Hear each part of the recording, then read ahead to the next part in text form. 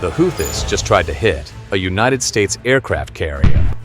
A mistake it seems they will now have to pay for. Located in the Red Sea is one of the United States' most important assets, the U.S. Harry S. Truman. It has been in and out of the Red Sea for close to a year, ensuring peace in the region while keeping a watchful eye on the Arabian Peninsula. But on March 30th, news broke that the Houthis launched an attack on the Flagship. The United States responded in kind. But what does this mean for the current conflict in the Middle East? And how does Iran factor into this escalation? Since January 12, 2024, the United States, in partnership with its allies the United Kingdom, Australia, New Zealand, Canada, and Bahrain, has launched repeated strikes on Yemen. Operation Poseidon Arche focused on protecting ships passing along the coast of Yemen, who had been indiscriminately targeted by the Houthis following the Israeli invasion of Gaza. Under the leadership of both Joe Biden and former British Prime Minister Rishi Sunak, the West began moving military assets to the Red Sea. According to the Biden administration, these attacks were designed to weaken the Houthis, reducing its capabilities to attack trade ships passing through the region. The attacks worked well, eventually reducing the attacks. But as Israel ramped up its efforts in Gaza, the Houthis again targeted ships. This back and forth continued for the better part of the last year, and eventually, a ceasefire deal between Hamas and Israel was signed. The attacks waned, but didn't completely stop. By January 2nd this year, it was estimated that the Americans and British had launched 931 strikes on various targets, greatly reducing the Houthis' offensive capabilities. But the biggest was yet to come. With the negotiations between Israel and Hamas falling flat, Israel again threatened war, which sparked the Houthis to retake aim at Western ships passing through the area. This didn't sit well with President Donald Trump, who repeatedly warned the Houthis of what was about to come. On March 15th, the United States struck. A large contingent of aircraft, including the F/A-18 Super Hornet, was deployed, raining down hell on Houthi targets. Its goal is to take out military installations in Yemen, including radar systems, air defenses, missiles, and drones.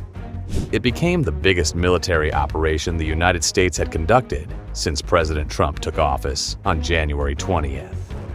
The president even took to his own social media platform, Truth Social, saying, "To all Houthi terrorists, your time is up, and your attacks must stop, starting today.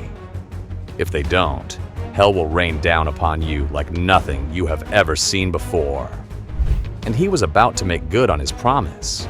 The strikes targeted mostly the Houthi-controlled regions of Yemen, namely the cities of Sana'a and Taiz. Devastation could be seen from various media sources, showing buildings collapsing on one another, and many had tragically lost their lives in the ordeal. The attack accomplished its goal of completely disrupting Houthi command centers and even striking some of its leadership areas. The death toll continued to rise, but inside Yemen, the Houthis were not about to give up control, nor were they willing to surrender. Instead of backing off, the Houthis fired 3 salvos at the U.S. military ships stationed in the Red Sea. This was seen as a major escalation, as they had previously been content with only targeting commercial vessels sailing along the coast. Inside Sana'a, the Houthis were celebrating, lining the streets with Qurans and chanting, "Death to America, death to Israel." Yemeni media quickly jumped at the opportunity, telling the world that they had just attacked the United States. Unfortunately, this didn't go exactly as the Houthis had said. According to U.S. Air Force Lieutenant General Alexis Grinkiewicz, it was hard to confirm, suggesting the Houthi attacks were missed by over 100 miles. The United States further accused the Houthis of spreading disinformation on its social media and trying to rally support against the U.S. However, President Trump was not about to let them off easily, calling for the USS Carl Vinson, a second aircraft carrier, to be redeployed from Japan to the Red Sea. This might seem like a show of force, but considering the strike capabilities of these military assets, It could spell trouble, not only for the Houthis, but also for Iran. Since it will likely play a very important role in the escalation, it is worth looking at this impressive marvel of U.S. engineering. Commissioned on July 25, 1998, the USS Harry S. Truman has been a vital cog in the U.S. military machine. It is not a normal ship, but can carry anywhere from 60 to 90 aircraft, depending on the mission. These usually include the FA-18 Hornets, Super Hornets, EA-18G Growlers, E-2 Hawkeyes, and various helicopters, but could also be used to carry the coveted F-35 in its B configuration. Thanks to the wealth of armament and various forms of weaponry, the USS Harry S. Truman has played a pivotal role in the Red Sea. It can launch various attacks without the fear of retaliation, while quickly repositioning for another salvo of attacks. It also holds near-complete air superiority in the region, but mostly avoids Iran due to its contingent of Russian-bought air defenses. Nevertheless, Israel has proven that these S-300 and S-400 rocket systems might not be as effective on defense as Russia claims them to be. However, many believe that it is just a single aircraft carrier traversing the Red Sea, when in fact, she only forms part of the Carrier Strike Group. In this case, it is Carrier Strike Group 8. It is flanked by the USS San Jacinto, Carrier Air Wing 1, Destroyer Squadron 28, featuring a group of destroyer-class vessels with the main goal of protecting the aircraft carrier. As of 2022, the ship is also followed by the Royal Norwegian Navy's frigate, HNOMS Fridtjof Nansen F-310, adding another level of protection and further enhancing its strike force. Claims of U.S. submarines operating nearby have also been touted, but this is believed to still be classified. Nevertheless, the carrier has a lot of firepower, and we mean a lot, especially when considering all these other ships she is currently sailing with. As part of its first deployment, the USS Harry Truman sailed to the Mediterranean Sea in 2000. Here, it operated and focused on U.S. operations in the Persian Gulf. Then September 11th happened, and the whole world came to an abrupt standstill. After the United States launched Operation Enduring Freedom, she became entrenched in the conflict. Numerous strikes against al-Qaeda and the Taliban would be launched from her runway. Moreover, she became a vital part of Operation Iraqi Freedom in 2003, launching thousands of sorties from the East Mediterranean. And by 2015, the USS Harry Truman was again called into action.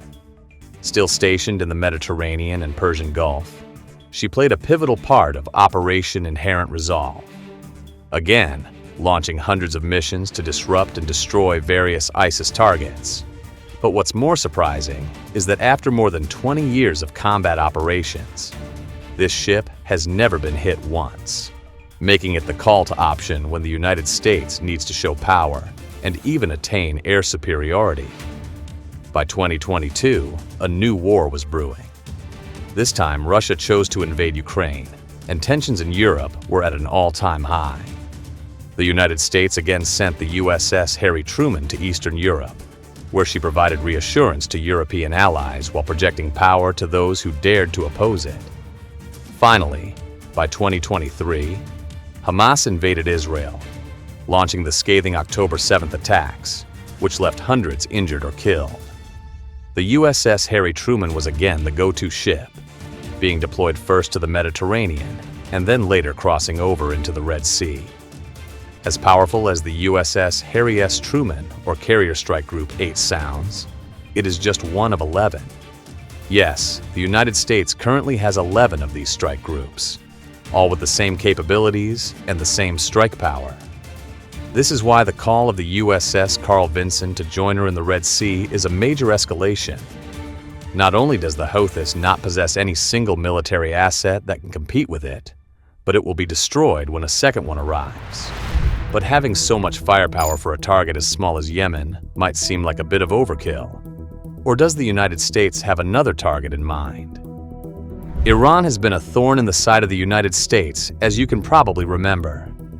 In the previous Trump administration, the president virtually castrated the country, adding numerous oil sanctions. This collapsed the Iranian economy, which would take years to recoup under the Biden administration.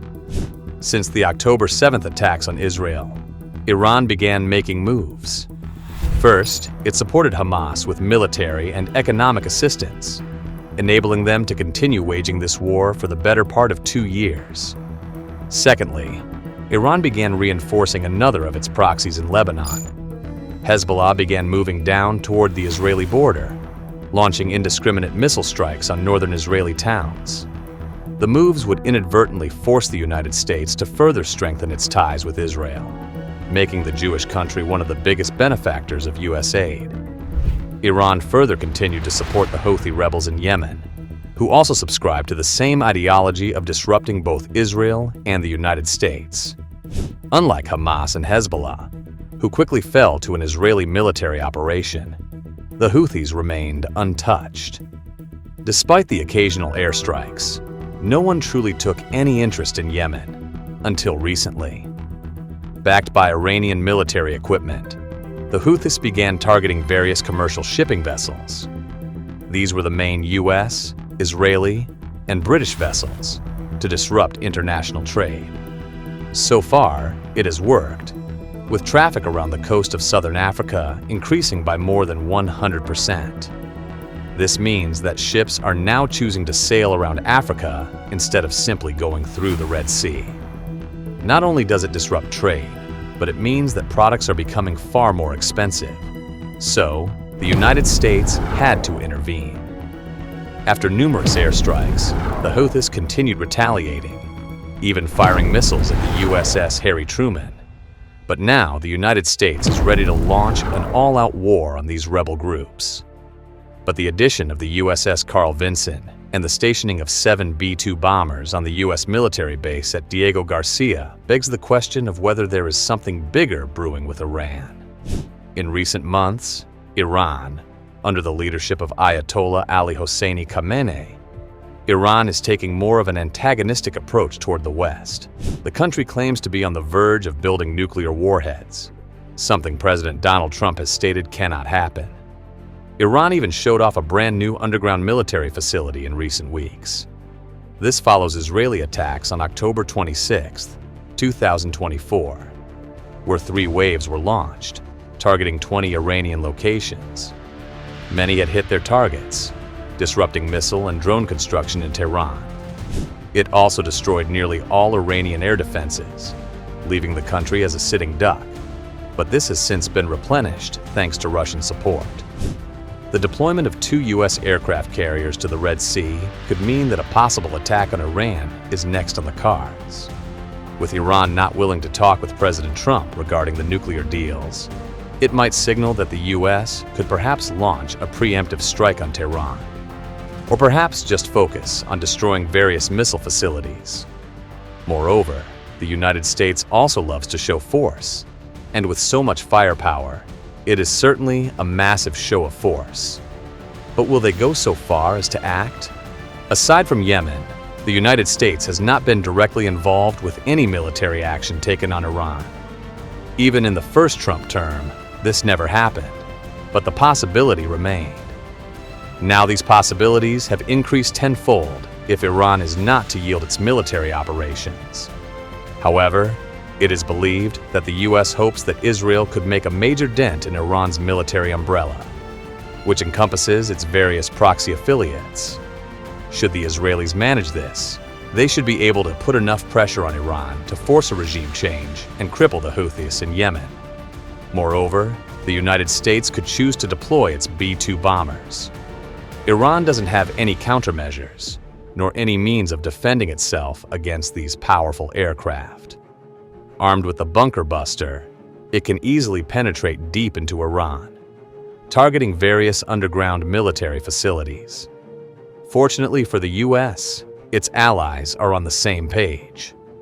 Despite differences in opinion regarding Ukraine, NATO still considers Iran a threat, and the possibility of Iranian nuclear warheads will be a threat to the whole of Europe. In fact, the United States might make a move by sanctioning any country who purchases oil from Iran, like what President Trump had done in his first term. The move will likely have a dire effect on Iran, but shouldn't be nearly as detrimental as the previous version.